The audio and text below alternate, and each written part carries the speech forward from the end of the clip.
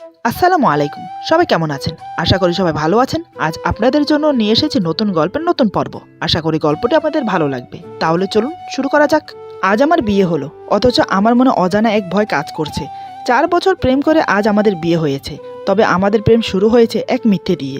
সেটাকে ঠিক মিথ্যে বলা যায় না, বলা বাহুল্য এক ভুল বোঝাবুঝি দিয়ে শুরু। কিন্তু আজ রাতে ওর মুখোমুখি হব কি করে? আমি যে আর পারছি না সত্যিটা গোপন রাখতে। বাসর রাতে গিয়ে ওকে সব খুলে বললাম। সব শুনে হঠাৎ ও যা করলো তা হয়তো আমি আগে থেকে একটু আশঙ্কা করেছিলাম, কিন্তু এতটা বাড়াবাড়ি হবে ভাবতে পারিনি। এরপর যা হলো। আমার নাম মোহাম্মদ সৈয়দ চৌধুরী ফাতেহ, সবাই ফাতেহ বলে ডাকে। ফ্যামিলিতে মা, বাবা আর আমি আছি। বাবা এক বড় কোম্পানির ম্যানেজার, নাম মোহাম্মদ আনোয়ার চৌধুরী। আমার মা একজন গৃহিণী, নাম আবেদা খাতুন।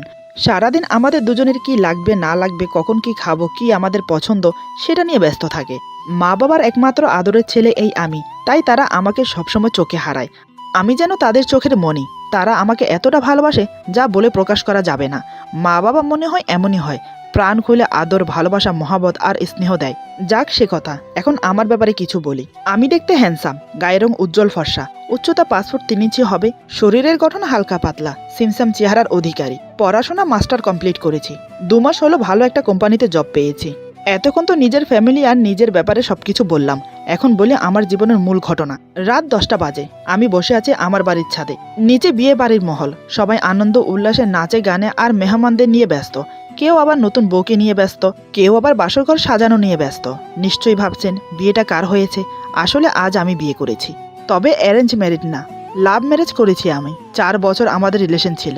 আজ সেই সম্পর্কের ইতি টানলাম বিয়ে করে। আমাদের সম্পর্কটা নিয়ে 2 ফ্যামিলিতে কোনো আপত্তি ছিল না, তাই 2 ফ্যামিলির সম্মতিতে আমাদের বিয়ে হয়েছে। কিন্তু আমার মনে অনেক সঞ্চয়। আমাদের রিলেশনটা একটা ভুল ধারণা দিয়ে শুরু, যেটা আমি জানি, কিন্তু আমার স্ত্রী রিনি মজুমদার জেনেও সেটা মজা বলে উড়িয়ে দিয়েছে। আমার মনে সংকোচ এখনো থেকে গেছে। আমি অনেকবার ওকে বোঝাতে চেয়েছি, কিন্তু সে বারবার এড়িয়ে গিয়েছে। কিছু অতীত তুলে ধরি, তাহলে বুঝতে পারবেন কেমন ভুল ধারণা। তবে শুনুন, রিনির সাথে আমার পরিচয় একেবারেই হুট করে। একটি শপিং মলের 2nd ফ্লোরে আমি দাঁড়িয়ে দাঁড়িয়ে ভাবছি ওভার ডাকবো না পাঠাবো। ঠিক তখনই একটা মেয়ে এসে আমাকে বলে, আসসালামু আলাইকুম, আমি রিনি।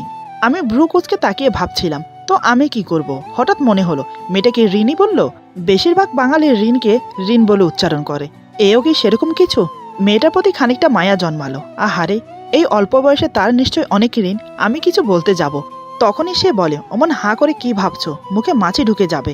মেয়েটার কথা শুনে আমি আবার ভাবছি এই ঝকঝকে জায়গায় মাছি আসবে কোত্থেকে, সেটাই আমি ভেবে পেলাম না। তাকে বলা আমার প্রথম কথা ছিল এখানে মাছি নেই। এইবার সে একটু ভুরু কুচকালো, কিন্তু অতটাও না, খুবই অল্প। নিশ্চয়ই খুব রূপ সচেতন, কপালে ভাঁজ পড়ুক সে চায় না। সে বোঝার চেষ্টা করছে আমি কি রসিকতা করছি, না আসলে এমন আদেল টাইপের আমি। মেয়েরা ছেলেদের মতো বেশিক্ষণ যেমন তাকায় না, বেশিক্ষণ ভাবেও না। তাই অত ভাবাভাবির মধ্যে না গিয়ে সে বলে, চলো কোথাও বসি। ব্যাপারটাতে আমি খুব টেনশনে পড়ে গেলাম। ব্যবহার দেখে মনে হচ্ছে এই মেয়ে আমার পরিচিত, আবার প্রথম দেখাতেই তুমি করে বলছে। কিন্তু সমস্যা হচ্ছে আমি তাকে মনে করতে পারছি না কোনোভাবেই। এমনটা তো হওয়ার নয়। প্রথমত আমি কাউকে কখনো ভুলি না, দ্বিতীয়ত এই নামের কাউকেই আমি চিনি না। ভাবনা কাটতে আমি নিজেকে আবিষ্কার করলাম আমি এই মেয়ের সাথে হাঁটছি। সে আমার হাত ধরে অনেকটা কোরবানির সুবোধ গরুর মতো টেনে টেনে নিয়ে যাচ্ছে। হাঁটতে হাঁটতে সে বলে, বাই দ্য বে, আমার নাম কিন্তু নেহা নয়, ওইটা আমার ফেক নেম, আসল নাম রিনি। এই জন্য তুমি বুঝতে পারোনি। বলে সে হি হি করে হাসছে, যেন তার খুব কাছের কাউকে বোকা বানিয়ে খুব মজা পেয়েছে। সে আবার বলে, তোমার নামও নিশ্চয় রকি নয়, আসল নাম কি তোমার? এইবার ঘটনা আমার কাছে মোটামুটি পরিষ্কার। রিনি নামের এই মেয়েটি রকি নামের একটি ছেলের সাথেই দেখা করতে এসেছে। এখন ভাবছে রকি নামের ছেলেটাই আমি। আমার কোনো উত্তরের অপেক্ষা না করে সে আবার বলে, আচ্ছা তুমি বলেছিলে ব্লু টি শার্ট পরবে, কিন্তু পরেছো ব্লু শার্ট। আর তুমি না বলেছ অনেকগুলো ব্লু ব্রেসলেট পরা থাকবে তুমি, সেগুলো কই? আচ্ছা যাই হোক, এখনো খুব ভালো লাগছে দেখতে। সে অনর্গল কথা বলেই যাচ্ছে। তা থেকে যা বুঝলাম, রিনি দেখা করতে এসেছিল একটি সোশ্যাল নেটওয়ার্কের পরিচিত একজনের সাথে, যার সাথে তার কোনোদিন দেখা হয়নি, এমনকি ছবিও দেখেনি। ছেলেটিকে সে বলেছিল blue T shirt blue jeans পরে আসতে। দুর্ভাগ্যক্রমে আমি ব্লু শার্ট আর ব্লু জিন্স তো পরেছি, তার সাথে মিলিয়ে একজোড়া ব্লু শুজও পরেছি। ঘটনা মোটামুটি আমি বুঝতে পেরেছি, কিন্তু ঘটনা হচ্ছে সে বুঝতে পারছে না আমি আসলে রকি না। এমনকি ইংরেজির সমস্ত আলফাবেট মিলিয়েও এই নামের সাথে আমার নামের একটি অক্ষর কমন নয়। ভাবনা কাটলেও তার ডাকে। রিনি বলে, কি ভাবছো? বললাম না আমার নাম রিনি। আমি এখনো মেয়েটার দিকে তাকিয়ে ভাবনায় ডোবে। তাই ভাবছি কেউ নিজের নাম বললে আমার নাম বলাটাও ভদ্রতা। আমি যেহেতু ছেলে হিসেবে মাশাআল্লাহ অতি চমৎকার ভদ্র, তাই নিজের নাম বললাম। আমার নাম ফাতেহ। রিনি বলে, এটা তোমার রিয়েল নাম? আমি বললাম হ্যাঁ। রিনি বলে, ফাতেহা কারোর নাম হয়? আমি বললাম আমার নাম ফাতেহ। রিনি বলে, এটা কেমন নাম? আমি বললাম এটা ঐতিহাসিক নাম। সে আবার হি হি করে হাসছে। হাসলে নাকি স্বাস্থ্য ভালো থাকে। এই মেয়ে নিশ্চয়ই খুব স্বাস্থ্য সচেতন। রিনি হঠাৎ বলে, চলো কিছু খাই। আমি বললাম না না, আমার খিদে নেই। রিনি বলে, বিল আমি দেব, চলো। আমি ভাবছি যেসব মেয়েরা নিজে থেকে বিল দেয় তারা মেয়ে হিসেবে হয় অসাধারণ। এমন অসাধারণ এক মেয়েকে ফিরিয়ে দেওয়া হবে অন্যায়। আপাতত অন্যায় করতে ইচ্ছে করছে না। ভাবনায় ছেদ পড়ল রিনির কথায়। সে বলে, কি এত ভাবছো, চলো। এই বলে অনেকটা জোর করেই একটা রেস্টুরেন্টে ঢুকলো। দুজন একটা টেবিল বরাদ্দ করে বসলাম। দুজনেই সামনাসামনি বসেছি। মনে মনে ভাবছি, মেয়েটা আমাকে তুমি বলে সম্বোধন করছে, তাহলে আমি কেন শুধু শুধু আপনি বলে সম্বোধন করতে যাব? আমিও তুমি করে বলবো। তাই তাকে বললাম, দেখো তুমি যাকে ভাবছো আমি কিন্তু সে নই। রিনি বলে, জানি জানি তুমি রকি নও, তুমি ফাতেহ। বলার ভঙ্গির মধ্যে সীমাবদ্ধের মতো একটা ভাব আছে। সে ভাবছে আমি মজা করছি। রিনি বলে, কি কঠিন নাম, তাও আবার নাকি ঐতিহাসিক। আমি বললাম হ্যাঁ। রিনি বলে, কেন এমন একটা নাম রাখলো বলো তো তোমার? আমি ভাবছি নিজের নামের জন্য যে কাউকে কৈফিয়ত দিতে হবে, কবে কে ভেবেছিল সেটা? আমি বললাম, কনস্টান্টিনোপল বিজয়ী উসমানী সুলতান মোহাম্মদ ফাতেহা খানের নামে এই নাম রাখা হয়েছে। রিনি বলে, কনস্টান্টিনোপল, এটা অনেক পুরনো শহর না? মনে মনে ভাবছি, বাহ, মেয়ে দেখছি অনেক কিছুই জানে। সাধারণত সুন্দরীদের এসব জ্ঞান থাকে কম, কারণ তারা জ্ঞান চর্চার চেয়ে সৌন্দর্য চর্চাকেই বানিয়ে নিয়েছে ধ্যান জ্ঞান। আমি বললাম, অনেক পুরনো। বাইজেন্টাইনদের কাছ থেকে সুলতান মোহাম্মদ ফাতেহা এটা জয় করেন। রিনি বলে, কোথায় এই শহর? আমি আবার ভাবছি, কৈফিয়ত চাচ্ছে নাকি জানতে চাচ্ছে ঠিক বুঝতে পারছি না। মনে হচ্ছে জানার আগ্রহ আছে, নাকি সেই শহরের এক্সাক্ট লোকেশন জানতে চায়। আমি বললাম, বর্তমান ইস্তম্বুলের পূর্ব নাম হচ্ছে কনস্টান্টিনোপল। রিনি বলে, জানতামই না। মেয়েটার সরল সহজ স্বীকারোক্তি পছন্দ হয়েছে আমার। আজকাল কেউ না জানলে সেটা স্বীকার করে না। হঠাৎ সে প্রশ্ন করল, তুরস্ক তো অটোমানরা শাসন করত, তাদের থেকে সুলতান হতো। আমি বললাম হ্যাঁ। তুমি কিভাবে জানলে? রিনি বলে, সুলতান সোলেমানের দি রিলিজ আর্তুগ্রোল দেখিত, আর একাত্র পড়েছিও। এবার বলো যে অটোমানরা তুরস্ক শাসন করত, তাহলে ওসমানীরা কখন ছিল? আমি মনে মনে ভাবছি, ইতিহাস শুনে বিরক্ত হচ্ছে না, রিয়েল সুন্দরী। ভাবছি উত্তর দেই। আমি বললাম, ওসমানী খেলাফাতকে ইংরেজরা অটোমান এম্পায়ার বলতো। সে অনেকটা ভিমরি খেয়ে বলে, ওসমানীরা আর অটোমানরা এক? আমি বললাম, অবশ্যই। আর্তুগ্রোলের ছেলে ওসমান এই সাম্রাজ্যের প্রতিষ্ঠাতা, তার নামই ওসমানী সম্রাট। রিনি বলে, আল্লাহ, ওসমানীদের কথা কোথায় যেন পড়েছিলাম, কিন্তু ওসমানীরাই যে অটোমান সেটা তো জানতাম না। আমি বললাম, অনেকেই জানে না। অনেকের সাথে মেলানোতে রাগ করলো কিনা বোঝা গেল না। সাধারণত পৃথিবীর 350 কোটি মেয়েই আলাদা, কেউ অন্য মেয়েদের মতো না। রিনি বলে, আচ্ছা, সুলতান মোহাম্মদ ফাতেহা খান সুলতান সুলেমান খানের কি ছিলেন? তাকে কখনো দেখিনি সিরিয়ালে। আমি বললাম, সুলতান মোহাম্মদ ফাতেহা ছিলেন সুলতান সুলেমানের পরদাদা। তিনি মাত্র 21 বছর বয়সে কনস্টান্টিনোপল দখল করেন। বাইজেন্টাইনরা মনে করত কনস্টান্টিনোপল কেউ কখনো দখল করতে পারবে না, এটি একটি অজয়ের শহর। হজরত মোহাম্মদ সাল্লাল্লাহু আলাইহি সাল্লাম কনস্টান্টিনোপল বিজয়ের ভবিষ্যৎবাণী করেছিলেন এবং বিজয়ের জন্য দোয়া করেছিলেন। রিনি বলে, বাবা, তুমি একটা জ্ঞানের বাক্স। আমি মুচকি হেসে বললাম, আরে না, আমি হচ্ছে জ্ঞানের ব্যাগ, সবাইকে বিলি করে বেড়াই। আমার কথা শুনে রিনি আবার হি হি করে হাসছে। একেবারে নিখুঁত দাঁত, মাঝখানে শুধু একটা দাঁত বেঁকানো। দেখে মনে হচ্ছে ডিজাইনটাই এমন, ইচ্ছে করে একটা বেঁকানো হয়েছে। হাসলে ওকে অদ্ভুত একটা সুন্দর লাগে। এভাবে আলোচনা চলছে, যেন থামছেই না। খাবার খেতে খেতে আমি প্রসঙ্গ ঘুমালাম। বললাম, তোমাকে সুন্দর লাগছে। কাউকে সুন্দর লাগলে সেটা জানানো দরকার। রিনি আমার কথা শুনে লজ্জায় মুখ নিচু করে নেয়। আমি ওর দিকে তাকিয়ে ভাবছি, কিন্তু সমস্যা হচ্ছে সুন্দরীরা অযথাই এ প্রশংসা শুনে অভ্যস্ত। সে অন্য একজন ভেবে আমার সাথে কথা বলছে। কি একটা গিফটও নিয়ে এসেছে আমার জন্য। অন্যের জন্য আনা গিফট আমি কিভাবে নেব? তাকে আবার বললাম, আমি কিন্তু সে না। আমার কথা সে বিশ্বাসই করছে না। ভাবছে আমি ইয়ার্কি করছি। অবশেষে চিন্তা ছেড়ে দিলাম। না, মেয়েরা কোনো ব্যাপারে বিশ্বাস করতে না চাইলে সেটা বিশ্বাস করানো এত সহজ বিষয় না। এর চেয়ে সমুদ্রে ডুব দিয়ে খালি হাতে মাছ ধরে আনা সহজ। তার দিকে তাকিয়ে তাকিয়ে ভাবছি, বোঝানোর চিন্তা ছেড়ে দেব নাকি তার চিন্তা ছেড়ে দেব। অবশেষে বোঝানোর চিন্তাটাকেই ছেড়ে দিলাম। যে বুঝতে চাচ্ছে না তাকে কিই বা বোঝাবো। হঠাৎ রিনি বলে, আচ্ছা, তোমার বয়স কিন্তু ফোনে অন্যরকম। আমি চমকে উঠলাম। যার সাথে দেখা করার কথা সে ফোনেও কথা বলেছে। সর্বনাশ, এতক্ষণ বোঝাতে চাইছিলাম রকি আমি না, তখন বুঝতেই চাইনি। এখন যখন চিন্তা করলাম একে ছাড়বো না, আমি রকি হয়ে যাই, তখনই কিনা ধরা খেয়ে যাচ্ছি। হে ধরনী, তুমি এত জটিল কেন? আমি আস্তে করে জিজ্ঞেস করলাম, কয়বার কথা বলেছি আমরা ফোনে? রিনি বলে, মাত্র একবার। আমি মনে মনে বলি, বাঁচলাম, এবার প্রথম মিথ্যাটা বললাম, ওটা আমি ছিলাম না। রিনি বলে, কে ছিল তাহলে? আমি বললাম, আমার ফ্রেন্ড। রিনি বলে, ফ্রেন্ডকে দিয়ে কথা বলিয়েছো তুমি আমার সাথে? আমি বললাম, আমি তো ফোনে কথা বলতে পারি না, কি করব? রিনি বলে, তাই বলো ফ্রেন্ডকে দিয়ে কথা বলাবে? আমি বললাম, আমার আসলে ফোন ছিল না, তার ফোন থেকেই তোমার সাথে চ্যাট করতাম, আইডিও তার। আমার কথা শুনে রিনি অবিশ্বাস দৃষ্টিতে আমাকে দেখছে। আমি মনে মনে ভাবছি, এই রে, ধরা পড়ে গেলাম মনে হয়, কারণ আমি সব মিথ্যে বলেছি।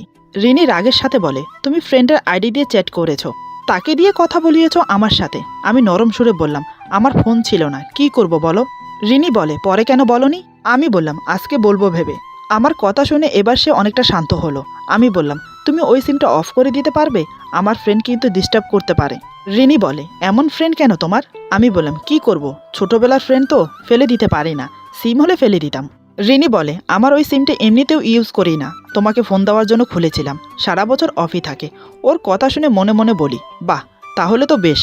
মনে হচ্ছে বুকের ছাতি ফুলে উঠেছে আমার। রিনি বলে, আইডিটা তোমার জন্য রেখে দিয়েছিলাম, আজকে ডিলিট করে দেব, ভালো লাগে না।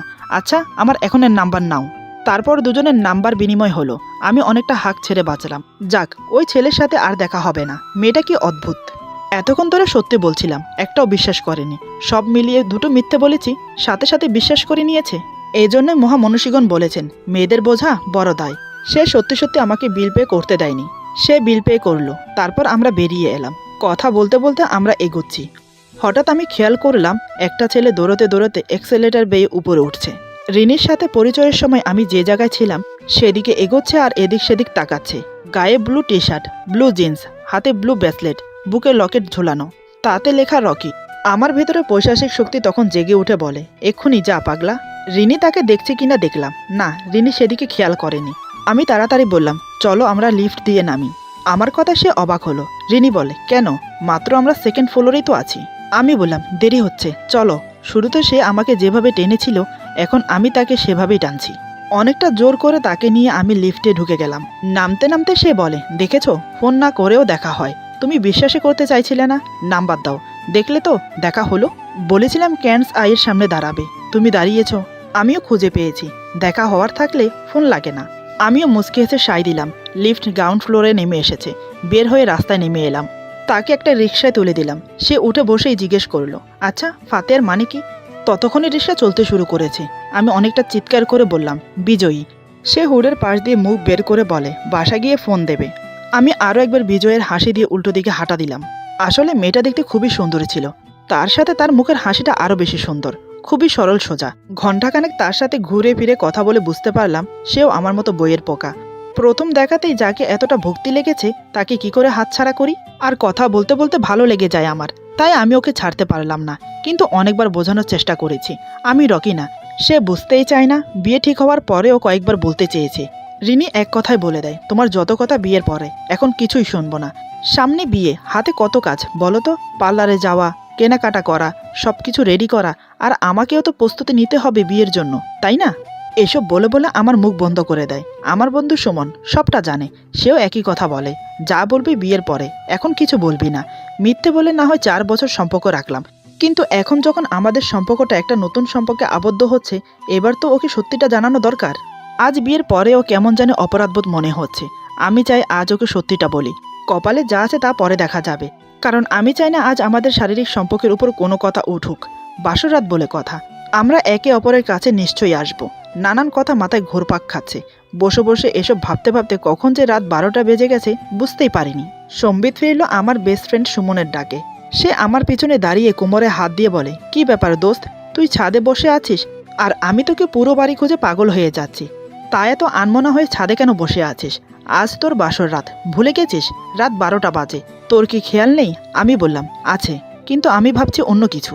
সুমন বলে, তা কি এমন ভাবছিস বল শুনি। আমি বললাম, আমি চাই রিনিকে আজ সব বলবো। সুমন বলে, এই একদম না, আজ এই ভুল একদম করবি না। বাসর রাতটা কোনো রকম কেটে যাক, তারপর না হয় বলিস। আমি না করব না। আমি ওর কথা সম্বোধন করে নিচে এলাম। তারপর ধীরে ধীরে বাসর ঘরের দিকে এগিয়ে গেলাম। পেছন থেকে সুমন আমাকে আবার ডেকে বলে, কি বলেছে মনে আছে তো? আমি একবার মাথা নাড়িয়ে বললাম, এই বলে দরজা খুলে ভিতরে চলে গেলাম। কিন্তু আমার মন কিছুতেই মানছে না। মন বলছে সত্যি কথাটা আজ বলে দে। মুরব্বীরা বলে, যদি না হয় বিয়ের দিন, তাহলে হয় না আর কোনো দিন। কিন্তু সেটা তো অন্য বিষয়ের কথা। আজ আমি যা বলবো তা হয়তো সিম্পল, যদি তাকে তাই মনে করা হয়, আর তা না হলে অনেক বড় প্রবলেম। হাদিসে আছে, স্বামী স্ত্রীর বন্ধন পবিত্র বন্ধন। তাকে সত্যি দিয়ে চালনা করা ভালো। মিথ্যের সম্পর্ক বেশি দিন টিকে না। না, আজ যা হবার হবে, আজ আমি বলবই। না শুনবো কারো কথা, না শুনবো রিনির কথা। দরজার কাছে দাঁড়িয়ে দাঁড়িয়ে এসব ভাবছি, হঠাৎ আমার চোখ গেল রিনির দিকে। সে অতি আগ্রহে বসে আছে মাথায় ঘোমটা দিয়ে আমার জন্য। আমি ধীরে ধীরে এক পা দুপা করে ওর কাছে গিয়ে বসলাম। বুকের ভেতরটা দুরু দুরু করছে, জানি না আজ কপালে কি আছে। আমি কোনো সংকোচ না করে ধীরে ধীরে রিনির ঘোমটা সরিয়ে দিলাম। ঘোমটা সরাতেই ওর চাঁদের মতো মুখটা আমার সামনে প্রকাশিত হয়। এর আগে ওকে দেখিনি এমনটা কিন্তু নয়, প্রায় প্রতিদিনই আমাদের দেখা হতো, কিন্তু আজ বধূ সাজে ওকে অন্যরকম লাগছে। চোখের পলক পড়তে চাইছে না আমার। রিনি চোখ বন্ধ করে আছে। বাসর রাতে এমনটাই হয়, ঘোমটা সরাতেই মেয়েরা লজ্জা পেয়ে চোখ বন্ধ করে নেয়। গল্পে, উপন্যাসে, এমনকি টিভি সিরিয়ালও এমন দৃশ্য দেখা যায়। আমি অনেকবারই দেখেছি, আজ সে দৃশ্যটা আমার সাথে হচ্ছে। আমি ঘোমটা সরাতে আমার বউটা লজ্জা পেয়ে চোখ বন্ধ করে নিয়েছে। ব্যাপারটা উপভোগ করা বেশ দারুণ। আমি রিনির চিবুক ধরে ওর মুখ আমার দিকে ফিরালাম। তারপর বললাম, কি গো, চোখ খুলে তোমার বরটাকে দেখবে না? এই কথা বলতেই রিনি ধীরে ধীরে চোখ খুলে আমার দিকে তাকায়। দুজনেই চোখাচোখি। সে যেন চোখের ইশারাতে বোঝাতে চাইছে, ইস, এমন করে বলছো কেন, আমার বুঝি লজ্জা করে না? আর আমিও যেন চোখের ইশারাতে বোঝাতে চাইছি, কিসের এত লজ্জা, প্রেম করেই তো বিয়ে করেছি, হাতে হাত ধরে কত পথ চলেছি, তাহলে আজ লজ্জা কিসের? আমি বললাম, ওয়াও, তোমাকে আজ পূর্ণিমার চাঁদের চেয়েও বেশি সুন্দর লাগছে। ইচ্ছে করছে সারা রাত তোমাকে এভাবে দেখে যাই। আর এই বলে চুপ হয়ে গেলাম। রিনি বলে, আর কি বলো?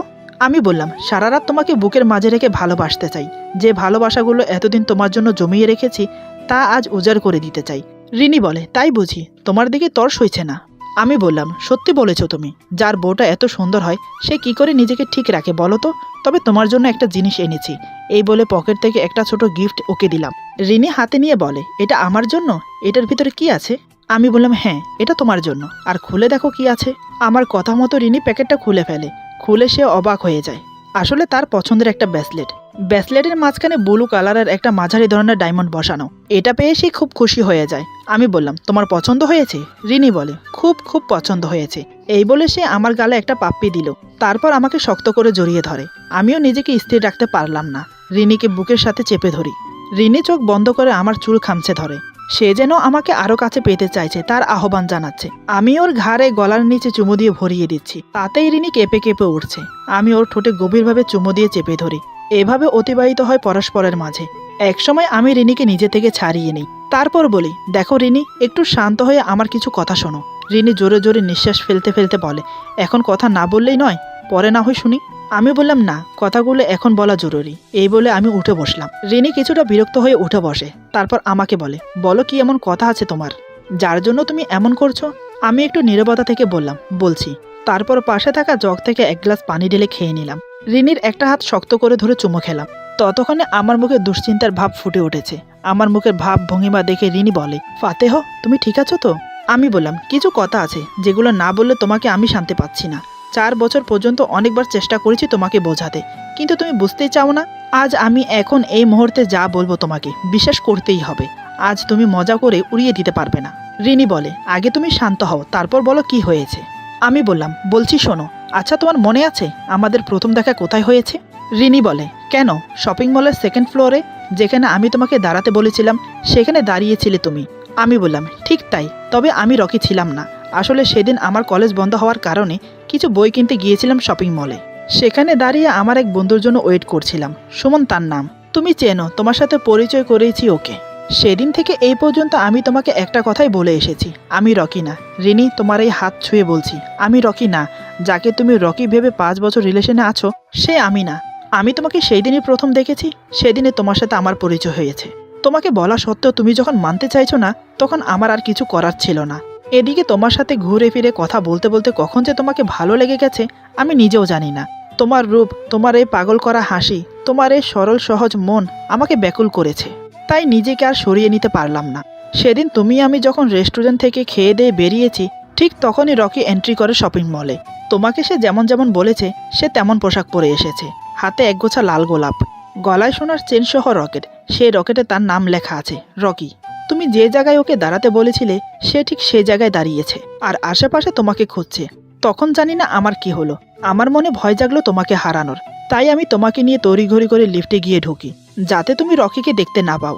এটা করে নিজেকে খুব অপরাধী মনে হচ্ছিল, তাই প্রায় সময় তোমাকে বলতে চাইতাম, কিন্তু তুমি আমার কথাগুলো শুনে হেসে উড়িয়ে দিতে।